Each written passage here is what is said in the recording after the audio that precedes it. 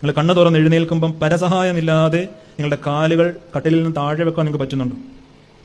വേറൊരു മനുഷ്യൻ വന്ന് നിങ്ങളുടെ ബ്രഷിന്റെ തുമ്പത്ത് പിടിപ്പിച്ച് നിങ്ങളെ പല്ല് തേപ്പിക്കാതെ പല്ല് തേക്കാൻ നിങ്ങൾക്ക് പറ്റുന്നുണ്ടോ? നിങ്ങളുടെ ദിനകൃത്യങ്ങൾ പരസഹായം കൂടാതെ ചെയ്യാൻ നിങ്ങൾക്ക് പറ്റുന്നുണ്ടോ? ഈ 60-ാം വയസ്സിലും 70-ാം വയസ്സിലും 80-ാം വയസ്സിലും നടന്ന് ഈ സുവിശേഷ പന്തല് വന്നിരിക്കാൻ പറ്റുന്നുണ്ടോ? നിങ്ങളാണ് ഭാഗ്യവതി, നിങ്ങളാണ് ഭാഗ്യവാൻ.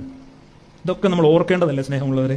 കണ്ണിന്റെ കാഴ്ച, ചെവിയുടെ കേൾവി, ശരീരത്തിന്റെ ചലനം, വായുടെ രുചി, നമ്മുടെ തലയിലിരിക്കുന്ന ഓരോ മുടിനാരും. തലയിലിരിക്കുന്ന മുടിനാരിനൊക്കെ വിലയുണ്ടോ? നിങ്ങൾക്കൊരു നോമ്പിന് മുമ്പ് നിങ്ങൾക്കൊരു ധ്യാനം പോലെ ഒരു നവീകരണം ആവശ്യമുണ്ടെങ്കിൽ നിങ്ങൾ ഒരു ധ്യാന കേന്ദ്രത്തിലും പോകണ്ട. നിങ്ങൾ ഏതെങ്കിലും ഒരു ആശുപത്രിയുടെ ഓങ്കോളജി വാർഡിൽ കൂടെ ഒന്ന് വെറുതെ പോയാൽ മതി കേട്ടോ. മനുഷ്യനെ ഇതുപോലെ നവീകരിക്കുകയും ശുദ്ധീകരിച്ച് കഴുകിയിടുകയും ചെയ്യുന്ന വേറൊരു ഇടം വേറെ ഇല്ല. വെറുതെ നടന്നാൽ മതി അങ്ങോട്ടും ഇങ്ങോട്ടും. എങ്കിലും ഒന്ന് കീമോ ചെയ്യുന്ന വാർഡിൽ കൂടെ ഒക്കെ ഒന്ന് കയറി ഇറങ്ങി പോകണം. പുരുഷന്മാരുടെ മുടി ഇല്ലാതെ ഇരിക്കുന്ന കണ്ട നമുക്ക് അത്രയും പ്രയാസം തോന്നത്തില്ല. 22, 30, 60 വയസ്സുള്ള കൊച്ചു പെൺകുട്ടികൾ മുതലുള്ള അമ്മമാരിങ്ങനെ കീമോയുടെ താപം സഹിക്കാൻ വയ്യാതെ ഒരു മുടിനാര് പോലും ഇല്ലാതിരിക്കുന്ന ഒരു കാഴ്ചയൊക്കെ ഉണ്ടല്ലോ. ജീവിതത്തിൽ ദൈവം ചെയ്ത നന്മ എന്താണ് സ്നേഹമുള്ളവരെ?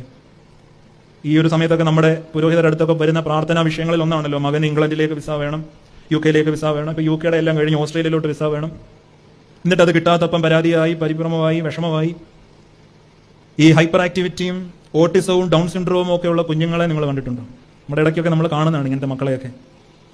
ആ മക്കളെക്കാട്ടിലും ഈ മക്കളെ പിടിച്ചുകൊണ്ട് നടക്കുന്ന അപ്പനെ അമ്മയെ നിങ്ങൾ കണ്ടിട്ടുണ്ടോ? ജീവിതം അത്ര നിസ്സാരമല്ല ഒരു മനുഷ്യർക്കും. പ്രത്യേകിച്ച് ഹൈപ്പർ ആക്ടിവിറ്റി ഒക്കെ ഉള്ള മക്കളെ വളർത്തുന്ന, പോറ്റിക്കൊണ്ട് വരുന്ന അപ്പൻ്റെ അമ്മയുടെയൊക്കെ ജീവിതം ഒന്ന് ചിന്തിക്കുന്നത് നല്ലത്. ഇടയ്ക്കൊക്കെ ഒരൊറ്റ പ്രാർത്ഥനയുള്ളവർക്ക് ഒരു ദിവസമെങ്കിലും ഈ പൈതൽ ഒന്ന് അടങ്ങി ശാന്തമായിട്ടിരുന്നിരുന്നെങ്കിൽ. അവരുടെ പ്രാർത്ഥനയാണ് മക്കളെ പറ്റി. ഓട്ടിസമൊക്കെ വന്നൊരു 30-34 വയസ്സുള്ള ഒരു പെൺകുട്ടിയെ പറ്റിയുള്ള അമ്മയുടെ അപ്പന്റെ പ്രാർത്ഥന, കർത്താവെ പരസഹായമില്ലാതെ സ്വന്തം കാര്യങ്ങൾ, സ്വന്തം വസ്ത്രം എടുക്കാനെങ്കിലും പഠിക്കുന്ന ഒരു മിടുക്കി മകളായിട്ട് ഇവിടെ നിന്ന് കിട്ടിയിരുന്നെങ്കിൽ.